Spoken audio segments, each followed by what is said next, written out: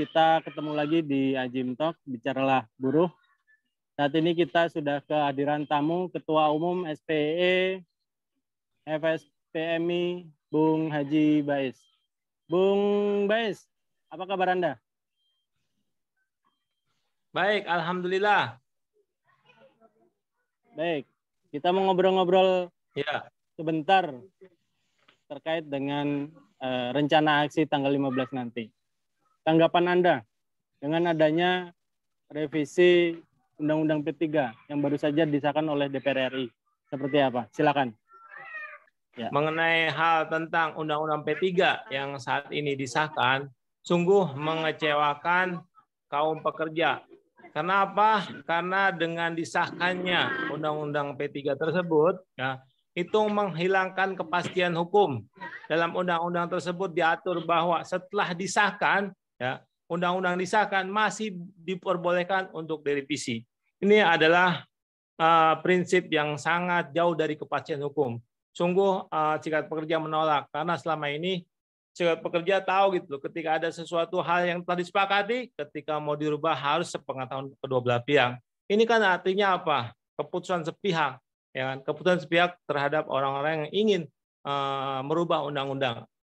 Saya kira ini adalah hal yang sangat mengecewakan dan ini adalah melanggar konstitusi kita, bahwa negara konstitusi ketika undang-undang memperbolehkan, ya, mempermudah untuk merevisi hal-hal yang sudah disahkan, ini adalah melanggar prinsip dari kepastian hukum.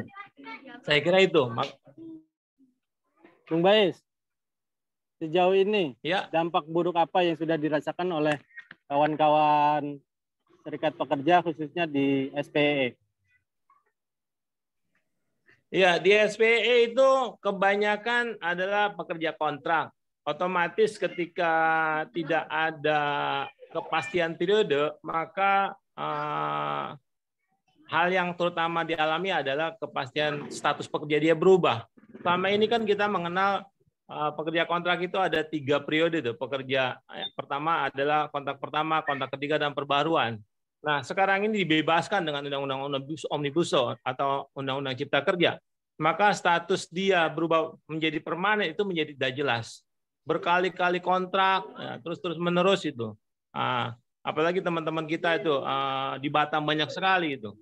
Khususnya di Bekasi dan di Batam itu kita monitoring selama ini adalah mengenai ketidakpastian waktu kontrak. Terus yang kedua ini masalah upah. Upah yang harusnya ditetapkan bulan Januari, upah minimum itu sampai saat ini belum selesai. Ya, apalagi kemarin kita tentang upah tahun 2022 ini kita juga telah melakukan PTUN. Nah, di teman-teman ini nggak ada kepastian upah. Tentang upah itu menjadi hal yang sangat krusial sekali. Artinya apa? Ketika upah tidak jelas, tidak mengalami kenaikan, ini motivasi dari pekerja akan turun. Maka produktivitas di perusahaan juga akan turun. Ini merugikan kedua belah pihak, pekerja maupun perusahaan. Itu adalah status pekerja dan masalah upah itu hal yang sangat sering ditemukan di sektor kita elektronik elektrik. Baik, kita ketahui nanti tanggal 15 Juni kawan-kawan buruh akan turun kembali melakukan aksi besar-besaran menolak adanya revisi Undang-Undang P3 ini. Anda sebagai Ketua Umum seperti apa? Memberikan arahan kepada kawan-kawan di bawah. Ya, khususnya di EE. Di EE ini adalah kita harapkan tahun 2022 ini adalah tahun kebangkitan sektor EE. Dalam beberapa hari yang lalu kita telah melakukan rakernas, kita bertemu oleh para pimpinan cabang di seluruh wilayah gitu, bahwa tahun ini di penghujung masa pandemi ini adalah kebangkitan sektor elektrik itu untuk terus bergerak dan melawan kebijakan-kebijakan yang merugikan masa depan buruh. Oleh karena itu, pada tanggal 15 Juni kita sudah melakukan konsolidasi di semua daerah untuk memaksimalkan, untuk menolak revisi Undang-Undang P3 sampai benar-benar Undang-Undang Cipta Kerja ini dibatalkan. Jadi kita akan memaksimalkan anggota kita untuk datang menolak rancangan undang-undang undang-undang P3 ini yang telah disahkan. Kita telah melakukan konsolidasi di seluruh wilayah. Artinya masa kita akan menjadi masa yang terdepan. Ini adalah tahun kebangkitan kita di sektor EE untuk melawan undang-undang yang merusak masa depan buruh. Baik, artinya untuk sektor EE clear, kawan-kawan bisa akan berpartisipasi secara maksimal, seperti itu. Oh ya, pasti itu, karena kita sudah paham sekali dengan di undang-undang arogansi pemerintah ya dalam melaksanakan cipta kerja yang inkonstitusional itu. Ya kan, udah jelas-jelas diperintahkan oleh putusan MK, jangan melakukan aturan yang bersifat strategis dan berdampak luas. Tapi nyata-nyatanya gitu, pemerintah melakukan arogansi, menjalankan aturan-aturan yang berdampak luas dan bersifat dengan strategis. Keluarnya PP turunan. Jadi, ya.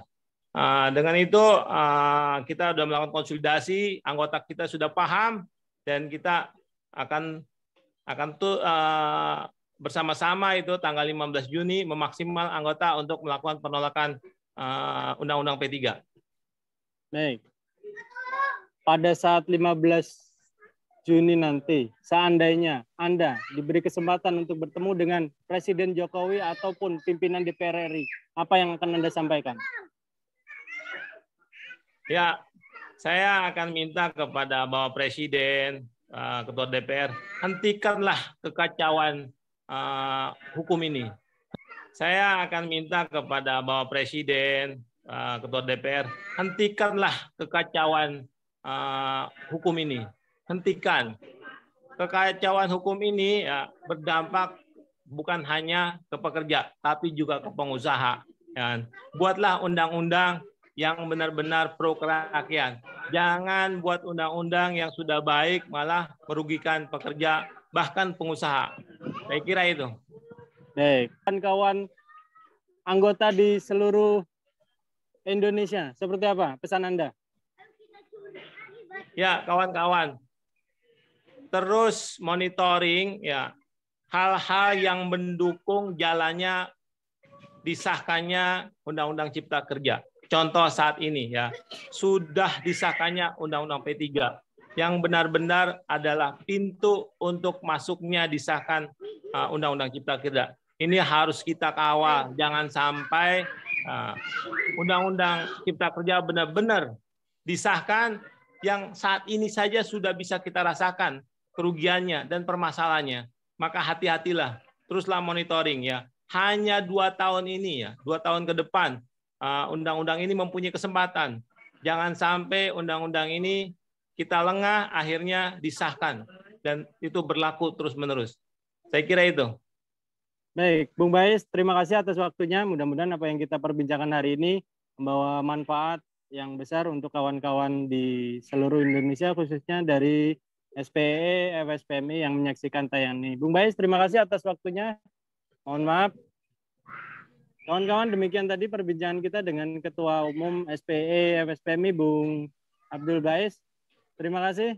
Assalamualaikum warahmatullahi wabarakatuh.